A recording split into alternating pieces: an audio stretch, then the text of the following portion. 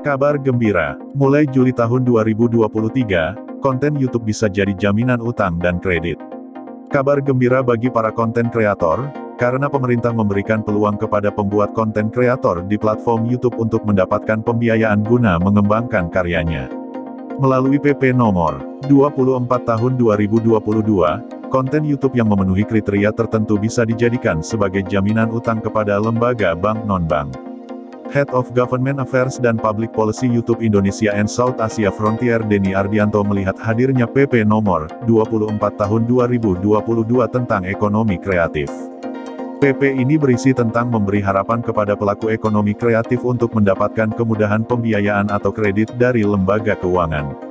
Menurut Denny, Indonesia satu-satunya negara di Asia Tenggara yang punya Kementerian Khusus Ekonomi Kreatif dan ini menunjukkan betapa pemerintah mengambil peran serius dalam pertumbuhan ekonomi kreatif. Salah satunya melalui banyak kebijakan di dalamnya ada PP nomor 24 ini. Sifatnya memberikan insentif dan kemudahan bagi ekonomi kreatif. Kami mengapresiasi dan sangat mendukung juga kolaborasi dengan sektor dan juga pemangku kepentingan lainnya untuk bisa mewujudkan hal tersebut, ujarnya. Meski peraturan ini sudah dibuat, Denny mengaku tidak mengetahui persis seberapa besar angka kreator yang mengetahui mengenai kebijakan baru tersebut. Namun karena peraturan itu sifatnya insentif dan memberikan kemudahan tentunya suatu hal yang sangat bermanfaat bagi mereka terutama untuk kreator yang masih mengembangkan bisnisnya. Jadi bagi mereka, di YouTube itu ada musisi kita ambil contoh Denny Caknan yang mengembangkan audiens mendapatkan pertumbuhan bisnisnya salah satunya melalui YouTube dengan membuat DC Production, memfasilitasi dan melakukan kolaborasi antar musisi dari Jawa bisa juga, terangnya. Atau seperti konten kreator Kristi, dia adalah pengusaha mode sekaligus desainer yang mengembangkan komunitas bisnis dan mendapatkan kepercayaan klien karena menggunakan YouTube. Jadi saya melihat para kreator seperti ini tentunya bisa mendapatkan manfaat dari adanya skema yang didorong dalam PP 24, sambungnya.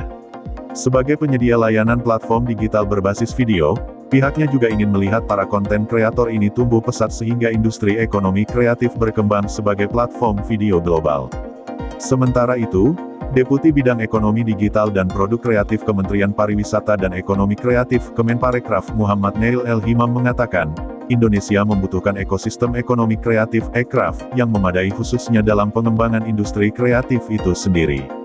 Terlebih dengan hadirnya peraturan pemerintah PP nomor 24 tahun 2022, akan semakin mendorong para industri kreatif untuk berkarya dan menghasilkan dari segi finansial.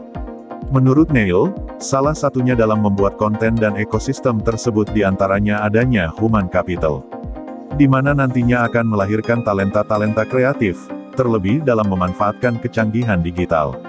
Kemudian dibutuhkan juga infrastruktur, guna membangun serta mengembangkan lebih dalam lagi untuk membangun industri kreatif berbasis teknologi, seperti konten-konten yang menghasilkan tayangan bermanfaat untuk masyarakat itu sendiri. Jadi harus ada kemanusiaannya, budaya, kemudian produknya itu sendiri dan juga pembiayaan kita masuk ke infrastruktur dan teknologi, terangnya.